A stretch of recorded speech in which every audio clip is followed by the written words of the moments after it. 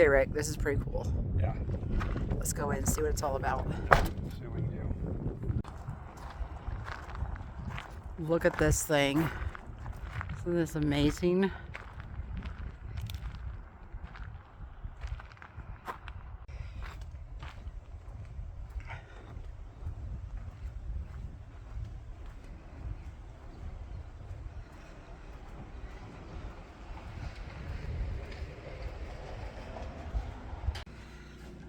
So you get to walk inside and we get to do a self-guided tour. Isn't this awesome?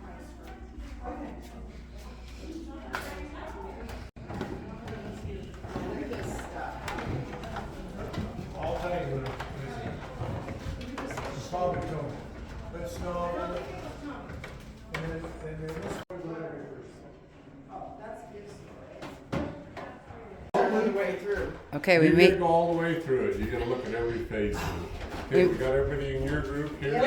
Yep. So I like starting with that picture over there. You can kind of look at it as I'm kind of talking, and it kind of makes sense. So I don't know if everybody knows that it was a boat, so it had 6 to 8 foot water underneath it in order to operate. It had pontoons that they built it up on. So your buckets are down front. That's where they reel the material up. Had a spud in the back, that little spike in the back. It pivoted on that spud, so it was, we like to call it the biggest spud in Idaho. It was 17.5 tons. So they had cables that they dug off to the sides. So that's where the winch man ran them cables. He would pull it. So these were the buckets that came up full of stuff. Yeah. Rock and Crazy. gold. 24-hour clock. So the guy just said they only got, what, 30 to 40%? 40%. And they left the rest behind. Yeah. Not too efficient. No. That's their trouble. So this right here drove the buckets. Basically got an electric motor right here, and it drove. You can see a gear, then different gears, and then their gear, and then the big bowl gear. The bowl gear is hooked up to probably a drive shaft, and that's what turns the buckets. You know, the bucket belt bucket, whatever you want to call it. The buckets that are digging down and bringing it all in. Yeah, scooping it all up. Amazing. So basically, we saw the motor and stuff that turns the thing for the buckets. So the buckets bring all the whatever they dig up to the top, and then it kind of goes up there. See that there's like a sign, and it dumps in, and it goes inside this tube right here. I think it's called the trumbull or whatever. So all the stuff that it's digging up goes inside this right here while it's turning. See all those holes? So anything that was bigger than those holes came all the way out here. It just dumps back into the channel that we're working in, and so hopefully any gold they got would have went through those holes right there. But obviously, if they went too fast, too slow, whatever, sometimes the gold would just wash out anyway because there's too much material in there. So it's like a big washing machine drum turning. So if the nuggets were bigger than those holes, they just got thrown back out. Exactly.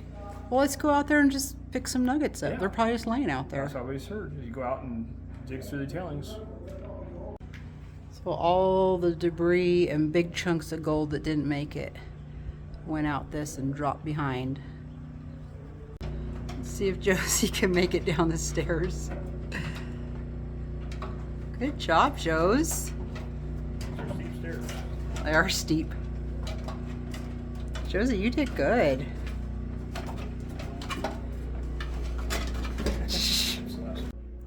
So these are all the sluice boxes. So all the stuff we saw in the trommel that was smaller than the thing came down through here and washed down. And basically at the start there was a copper plates, and they put them with mercury, which would trap like the flour gold, and then the rest of it, gravel and gold would go down here and just fall through the different chutes. And there's rubber mats underneath that. These, you can see these grates, right? Yeah. So every 10 to 14 days they would shut everything down and go through here and take those out, and then wash everything down into traps to go through. Collect all the gold. Collect all the gold, yes. So these are the engines. This one was powered by two Ingersoll Rand 7-cylinder diesel engines. Each produced 350 horsepower and has 600 revolutions per minute. Two. Those are some big engines. Go stand next to it.